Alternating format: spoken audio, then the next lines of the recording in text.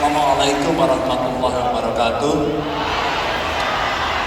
Selamat sore, salam sejahtera untuk kita semua. Om Swastiastu, Namo Buddhaya, Rahayu, Shalom. Bapak Ibu yang sangat saya hormati, begitu banyak tokoh penting yang hadir di sini. Tentu yang memimpin Cirebon, Bupati Cirebon, terima kasih. Bu Wakil, terima kasih ya sudah hadir berkenan menyamai kami sejak pagi tadi. Waduh, ini banyak sekali tokoh agama yang hadir. Mohon maaf tidak sebut saya satu persatu. Terima kasih sudah hadir. Komplit ini tokoh agamanya Pak Yai. Terima kasih. Dan tentu saja dari Kak Cirebonan dan Kanoman. Waduh, ini pangerannya hadir semua. Terima kasih.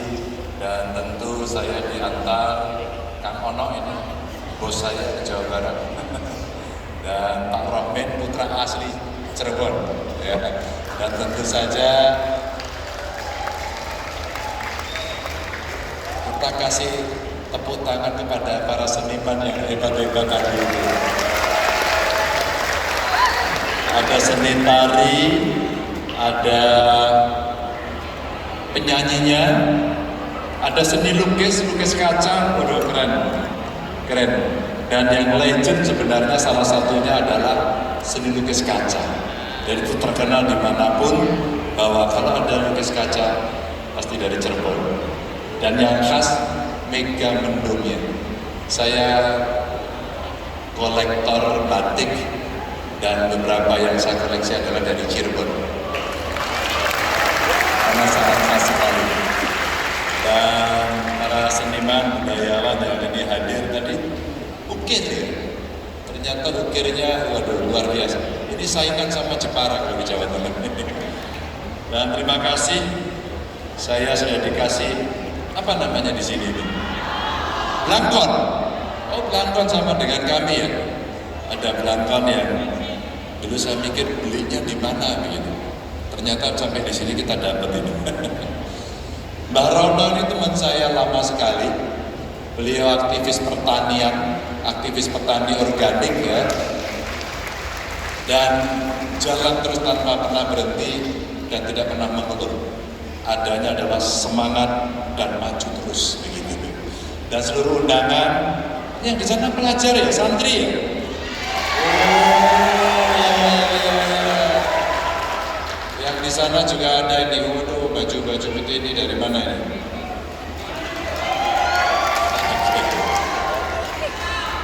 Ini yang di depan saya ini pelajar, ibu-ibu, oh jadi satu semuanya. Oh di sana ada santri juga, pelajar juga ya. Kamu kelihatannya bahagia banget nih.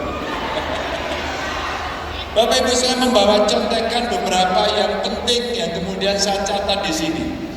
Betapa bahagianya ketika bisa silaturahmi di setiap titik selalu ada seni dan budaya lokal yang kita berikan, kita tampilkan. Maka kita senang karena kemudian para seniman-seniman lokal eksis terus.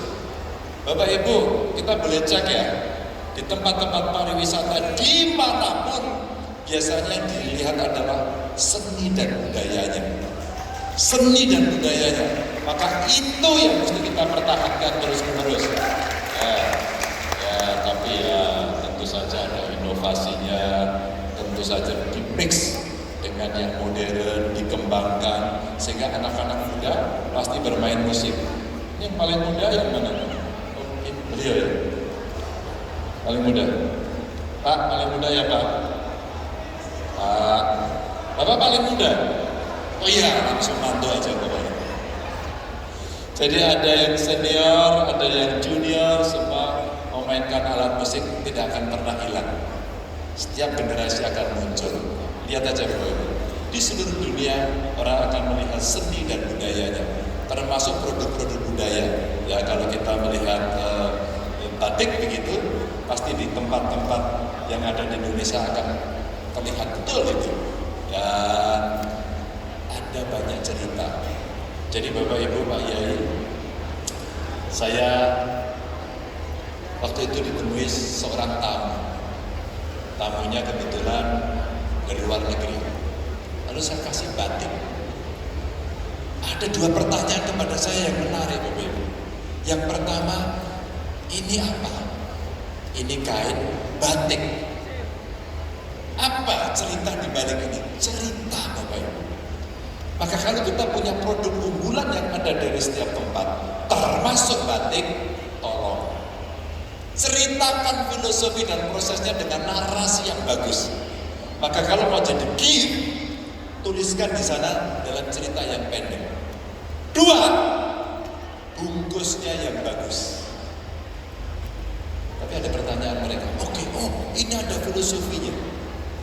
Dari setiap daerah ke daerah ada ceritanya. Anda negara yang sangat kaya dengan budaya, begitu kata mereka. Kita ini kaya. Yang kedua, tentu mereka cerita di negara kami. Pak Rohmin pernah sekolah di luar negeri. Kalau menjahit baju mahal ya, ternyata mahal. Potong rambut juga mahal. Maka Mbah Rono pilih tidak potong rambut. Potong rambut mahal, jahit baju mahal. Dia meminta kepada saya begini, boleh nggak batik yang diberikan kepada kami kelak kemudian ada polanya, lalu kemudian ada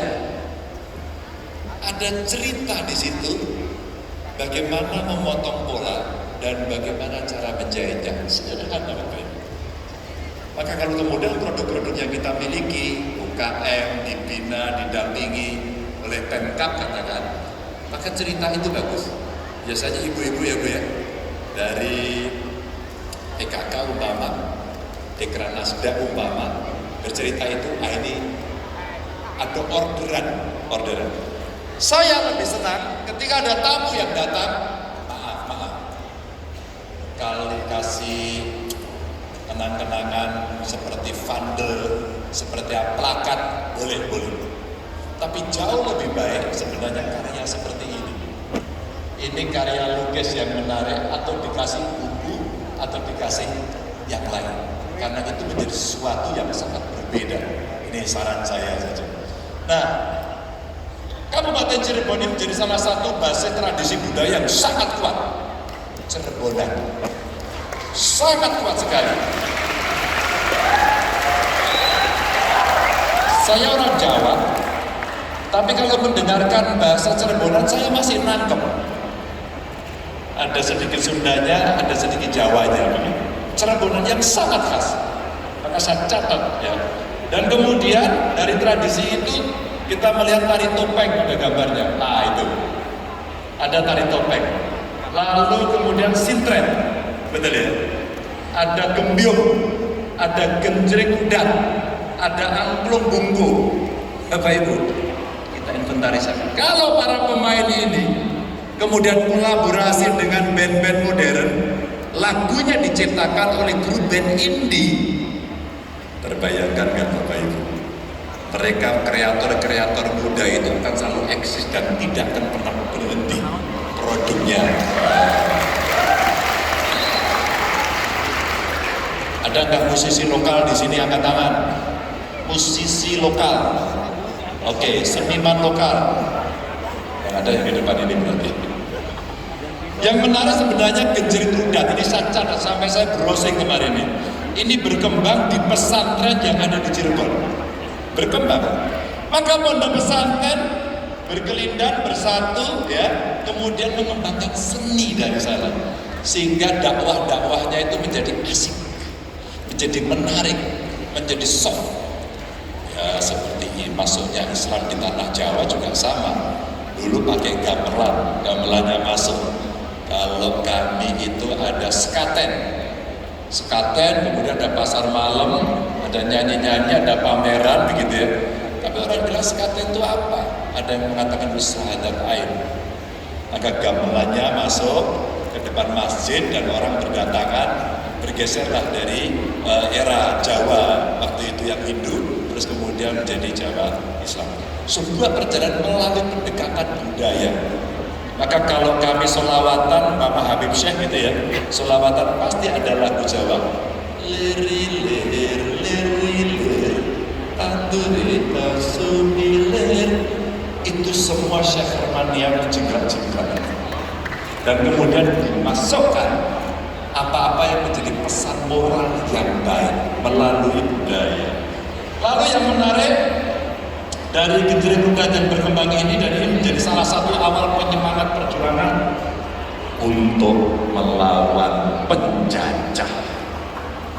Budaya, pondok pesantren, ada lagu yang dipesankan, dan ini bagian dari semangat patriotisme untuk mempertahankan NKRI zaman itu.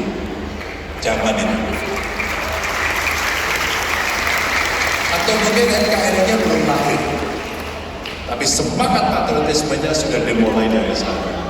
Dan tentu saja apa yang kemudian tadi disampaikan, produk-produk lokalnya yang kemudian bisa dijual. Kalau MC tadi menyampaikan ceritanya ya, bisa dijual secara digital.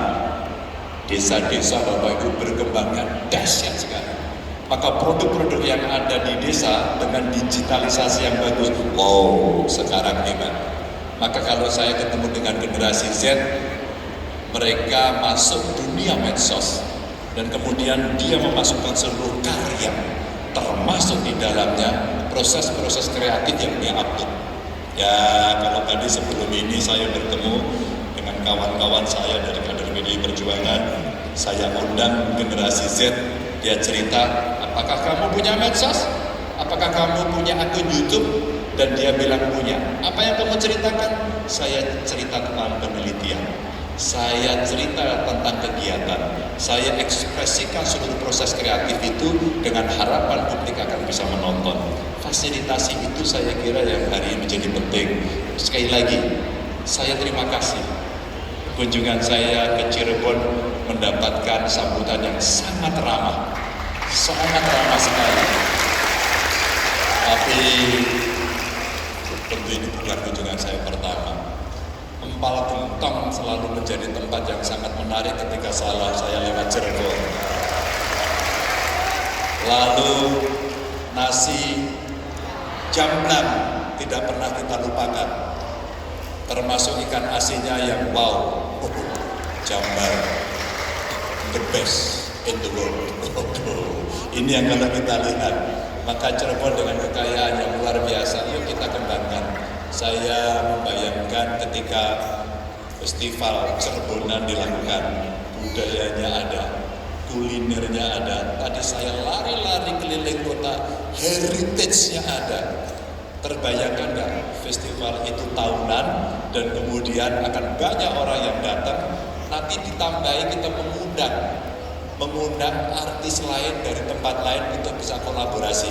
Bapak Ibu, kebudayaan ini tidak akan pernah berhenti. Maka Bung Karno bilang kita mesti punya kepribadian dalam kebudayaan. Cirebon ini adalah satu penyumbang terbesar. Salam untuk semuanya, terima kasih. Assalamualaikum warahmatullahi wabarakatuh. Om Santi Santi Santi. Waalaikumsalam.